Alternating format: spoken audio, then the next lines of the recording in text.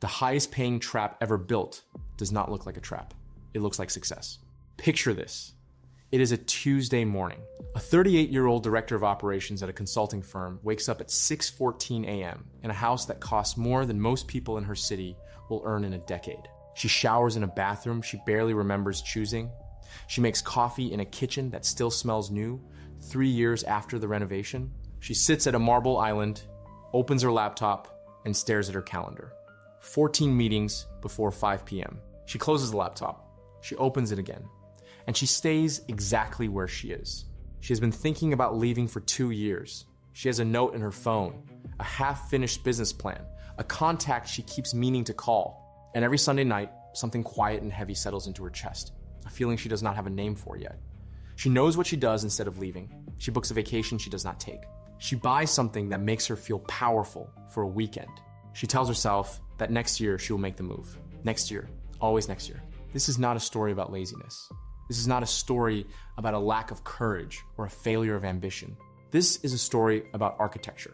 Specifically, the psychological architecture of high-income employment designed almost perfectly to keep you inside it for as long as the system needs you there.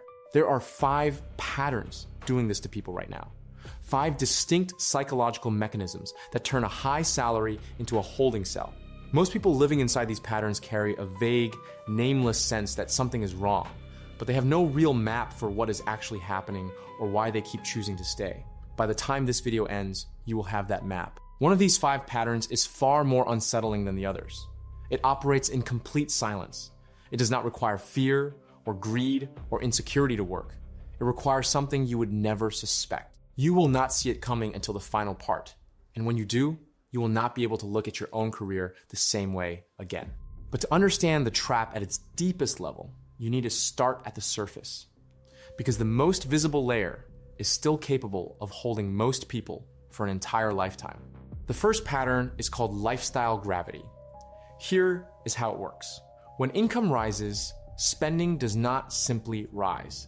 It accelerates and solidifies. Neuroscience calls this hedonic adaptation, the brain's tendency to normalize every new comfort until it no longer registers as comfort. It just becomes the floor. But lifestyle gravity is more specific. It describes a moment when your fixed costs absorb your freedom. The mortgage adjusts to match the salary, the car payment, the private school tuition, the gym membership, all of it calibrates to the income level. And then the system locks. At that point, a 30% income drop is not just uncomfortable, it is architecturally impossible. A data engineer earning $215,000 a year who has built her life around that number cannot simply earn $150,000 and maintain the same life. She knows this. Her nervous system knows this. So the thought of leaving, of risk, of a lower paying path that might actually excite her, arrives pre-neutralized. Not because she is afraid of failure, but because the math of her life has already made the decision for her. The gravity is not in her head. It is in her mortgage statement. Lifestyle gravity does not feel like a trap. It feels like taste. It feels like standards. It feels like having arrived. The brain reframes financial constraint as personal identity. And that reframing is so seamless that most people will argue passionately that they are not trapped. They are simply people who know what they deserve. Ask yourself this.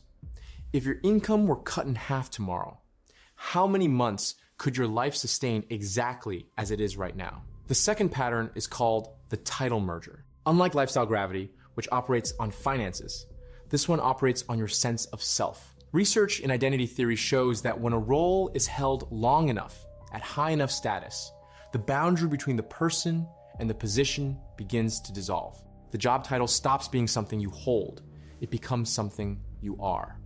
A senior vice president at a financial services firm does not leave her role the way a barista leaves a shift. She would have to leave her reputation, her peer group, her professional identity, and the shorthand she uses to explain herself at every dinner table. The role has fused with the self. What feels like a career decision is actually an identity amputation. The longer the tenure and the higher the status, the more complete the fusion. And that is still only the second layer of the trap. The third pattern is called credential sunk cost.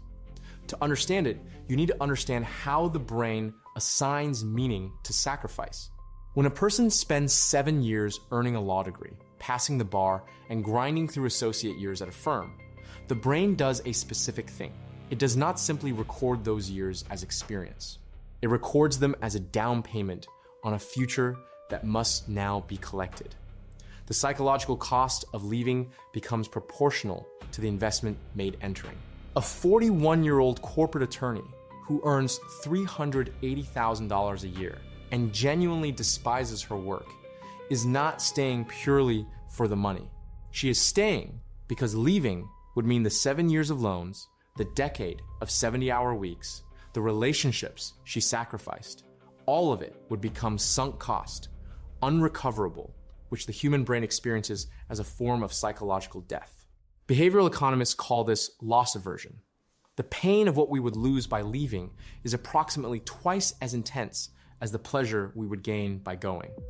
The credential is not just a qualification. It is a ransom note written by your younger self to your future self. And most people pay it indefinitely.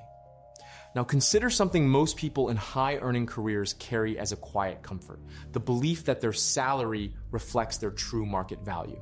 That belief is doing far more damage than they realize. Salaries at large organizations are not precise measurements of individual worth.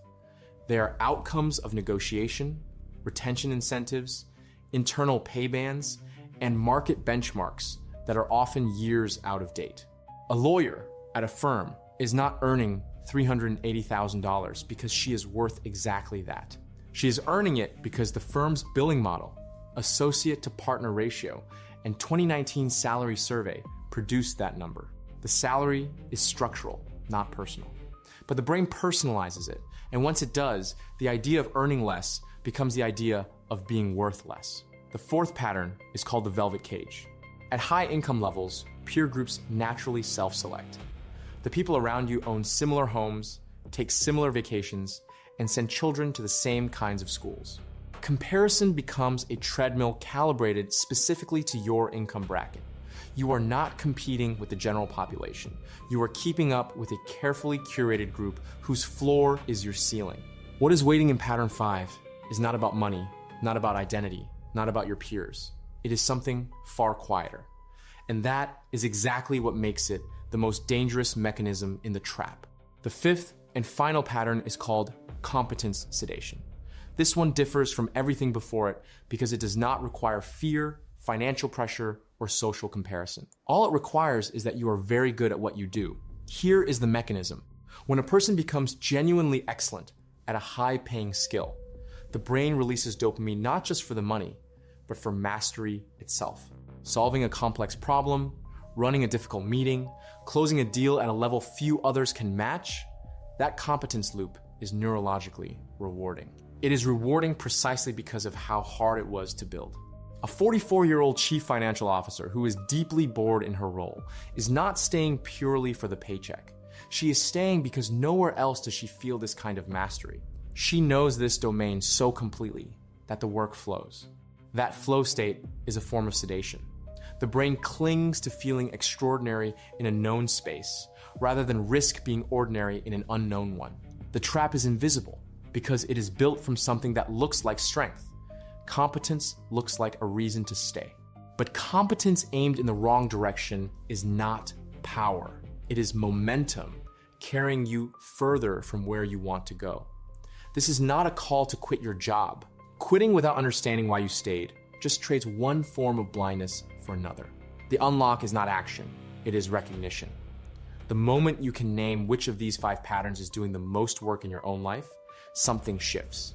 Not because naming changes your circumstances, but because you stop experiencing the trap as your personality.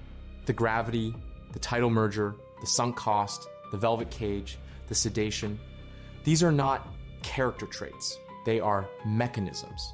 Mechanisms, once visible, lose the one thing that made them powerful, the assumption that what you feel is simply who you are. So here's the question this leaves you with.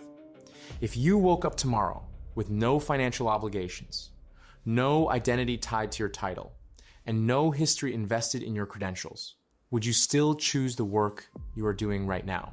And if the honest answer is no, is that a reason to leave or proof that the trap was necessary to build the life you actually have? Every video on this channel follows a thread. The next one pulls it further. If this made you see something differently, subscribe. New videos every week. I will see you in the next one.